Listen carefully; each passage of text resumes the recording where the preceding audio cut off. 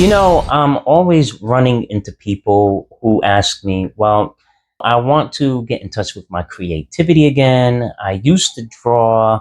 I want to learn how to draw.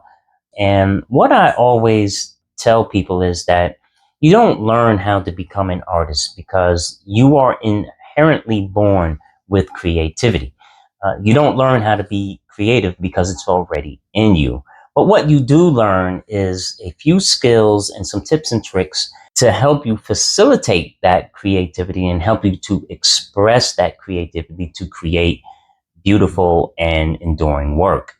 So today, what I want to talk about is not necessarily how to become an artist because you're already an artist, but how to tap into your creativity and how to build the confidence to learn the skills and to do the work and create good habits to get you along your way. What you want to understand is that when learning how to do art, whether it be sculpting, painting, watercolors, acrylics, oils, whatever it is, it takes time to build a proficiency in that skill, which means you're going to do a lot of work that sucks, right? A lot of the work that you do is going to be bad. You're going to do a lot of bad work, which means you're going to fail over and over and over again. And for a lot of people, that failure can be painful and causes people to give up. But what I want to tell you is don't give up because every failure is teaching you a lesson, and those lessons are hardwiring in your brain and producing a greater creativity every time you go back and do it again. So the failures that you encounter, do not take them personal, and by no means don't judge your work. If you have to fail over and over and over again, then so be it. It takes years. It takes years of practice and consistent practice to build up a proficiency to even get to an acceptable level. So don't feel bad about the failures. Take every failure in stride and take every failure as a learning lesson to build upon your next steps of growth. In order to be good at art, you have to be bad at it, and you have to be bad at it for a long time. It takes years. It's not going to happen overnight, but you have to be patient with yourself, and you have to give yourself that grace every time you fail, because believe it or not, it's the failures that is making you the artist that you desire to be. Without those failures, you're not going to have the lessons or experiences to look back upon and to judge your new work upon.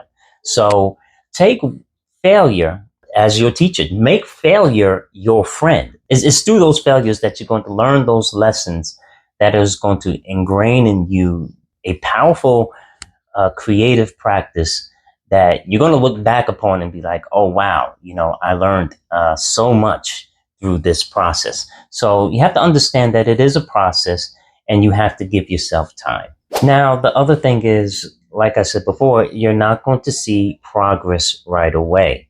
So that's where good habits are going to come in to keep you motivated to keep working.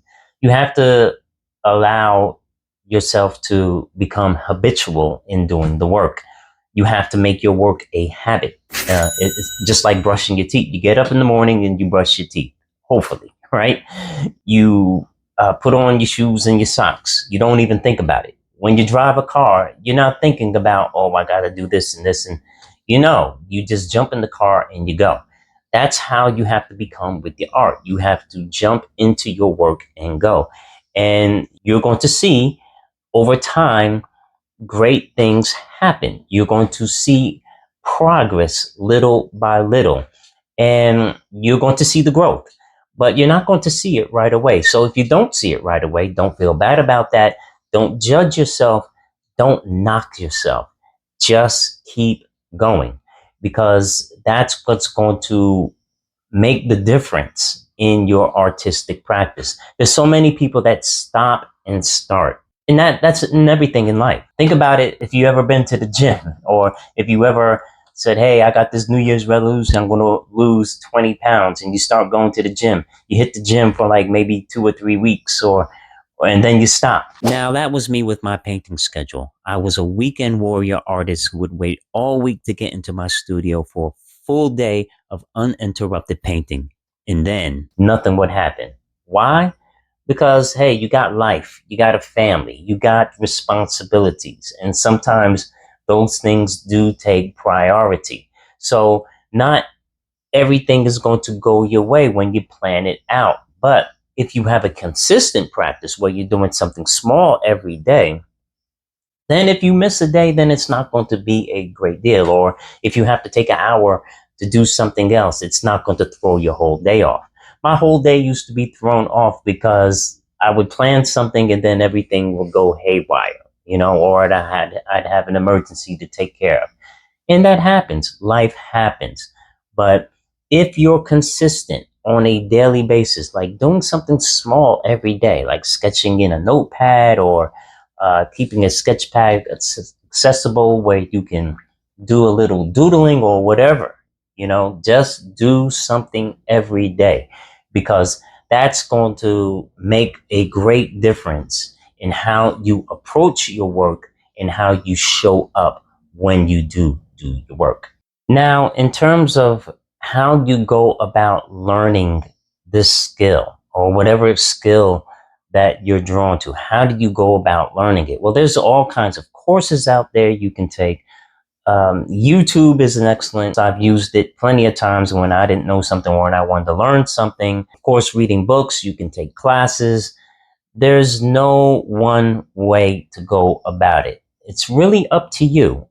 But you have to find out what works best for you, and you have to know what type of learner you are. Some people can watch a video and get it. Others can't. Some people can read it in a book and get it, and others can't.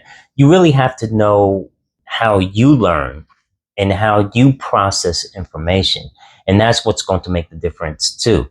So I would say know what works best for you. Know how you learn. If you have an idea of how you learn best, then that's where you start. I'm not against art school or taking art classes. I would say, yeah, go for that. But that's not the end all and be all of learning how to tap into your creativity. Remember, the goal is to learn the skill. Once you learn the skill and the fundamentals, then you can break the rules, right? Once you learn the skill, then your creativity comes into play when you can express that skill through what you're thinking in your mind and your heart. So learning the fundamentals is very important. You may want to learn something about abstract art, right? So what I would suggest is like, hey, learn the fundamentals of painting, learn the fundamentals of composition, learn the fundamentals of color theory before you start trying to do some ambitious paintings, because 9 times out of 10, you'll get a canvas and you start splattering paint around, and what does it look like? Just a canvas with splattered paint. Abstract artists, they take time and effort and a lot of study into color, into composition, into theory. All those things come into play. So what I would suggest, whatever it is that you're seeking to do, learn the fundamentals. If it's figure drawing, then you have to learn the fundamentals of an anatomy.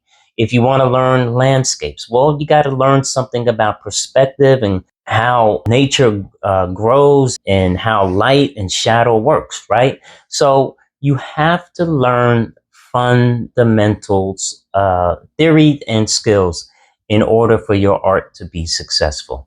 The last thing I want to stress, and this is very important, and it is worth repeating over and over again. You are a creative being. You were created in the image and likeness of Yahweh, who is a creator, and you have that same ability in you. What is in your heart and in your mind is valid, and what and how you express it is through the skills that you build up, that you can learn, that's available to everybody and anybody. You don't have to go climb a mountain in Tibet to learn how to do this thing. You can do it. You can absolutely do it. There's books, there's courses, there's videos, there's all kinds of tools that you have access to right now to learn how to do this. The only difference is you have to put the time and the work in to do it. And you can do that through good habits, but you are absolutely a creator and your ideas are valid. Your thoughts are valid. Your emotions and what you feel and what you see in your heart and mind, it's all important. And the world needs to see it. And I hope and pray that you take the time and the effort to do it because somebody is going to be blessed by what you create. I hope this helps somebody. If you like this video, please like, comment, and share. And don't forget to subscribe. I love you all. Yahweh bless you, and I will talk to you guys soon. Peace out.